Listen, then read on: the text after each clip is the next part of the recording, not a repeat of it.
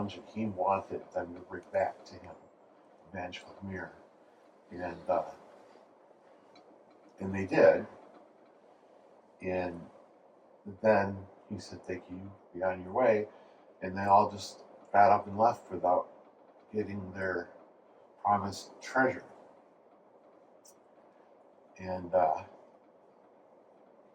more research, they talked to her and said, "How do you know us?" And she said, "Well, long ago, somewhere far from here, I was trying to rob a wizard, and I got in his study, and I looked into this mirror, and all of a sudden I was trapped in the mirror in some other dimension.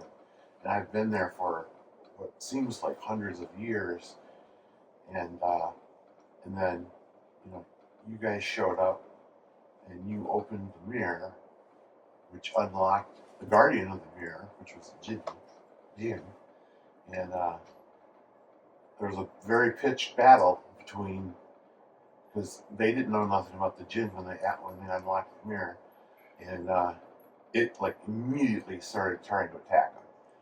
So there was a pitched battle. They did kill the Jinn, and she helped because she knew who he was. And then they sat there and talked about what was going on, and they made a little map in the dirt for her where she was, and she didn't know any of the named places that they were showing her. And she said, and then we came back, and then um, the deal was you guys had to go get paid, and then after you did that, we were going to continue heading north.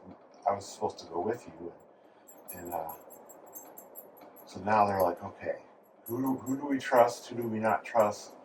Let's go see the wizard. Because some of them were pissed off they didn't get their magic item. And they went to the chantry and knocked on the door, and no response. They already knew that the chantry was enchanted. He verified that, but they already knew that. And so he couldn't just cast some spells on the chantry to figure out what's going on. And they got in a big discussion about what do we do next. And one of the guys, Ralph, said, you know, the part of this that bothers me isn't so much that a wizard pulled some shit on us, but if he's powerful enough to pull some shit on us, it might be more trouble than it's worth for us to try to get our promised treasure. It might be better for us to just leave. And that seemed to make sense to most everybody. He must be a powerful wizard. But where was he? They were like, but where is he? You know? They assumed he was somewhere deep in the chantry working on the mirror or whatever. And so they eventually broke in there. They eventually, how did they find that out?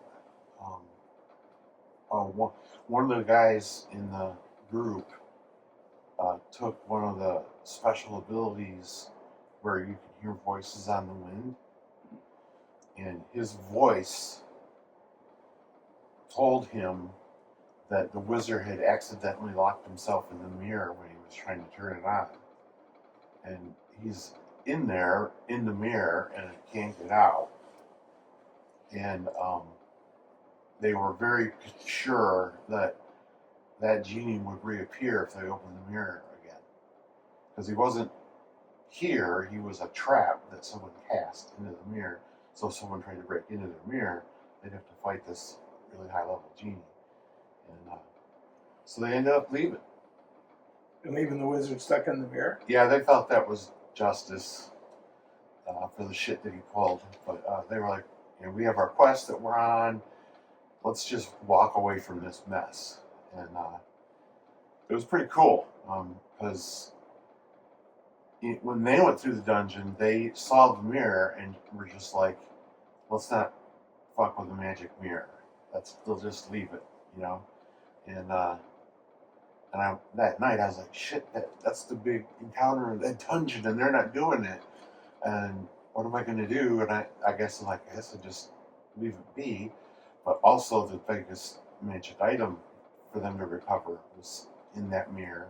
And So I ended up concocting this whole the wizard sends him back thing. Plus, once I thought the thought, I thought this will be cool once they realize something has been done to their memories, and they start trying to fix it and find out what happened. And Did they get their memories fixed? yes, but once Paul had a theory of the crime, so to speak, that their minds had been mind sculpted, which he happened to have that spell. So he fixed himself, and then he actually had his memories back. So then he fixed Ralph, and it worked on Ralph as well, as far as the fix. So they were like, so we can do the rest of you as well if you want. But they had already told them verbally what happened, so that they knew. They just didn't have their actual memories. And they decided not to risk having another wizard running around inside their head, even though it was this guy that they all knew and more or less trusted. But it was pretty cool. It was kind of like half old school D&D adventure and half more something Blaine would write, put together in such a way as to cause a certain series of events that were really fun to play through. So That sounds really fun. yeah, it was. And they're all like, not all, 3 of the 4 of them are like our age, and they've role played, their whole life. One of them is much, much younger, but the other 3 are like, they play like us, so they enjoy the kind of role play that we enjoy. And so Fun. yeah.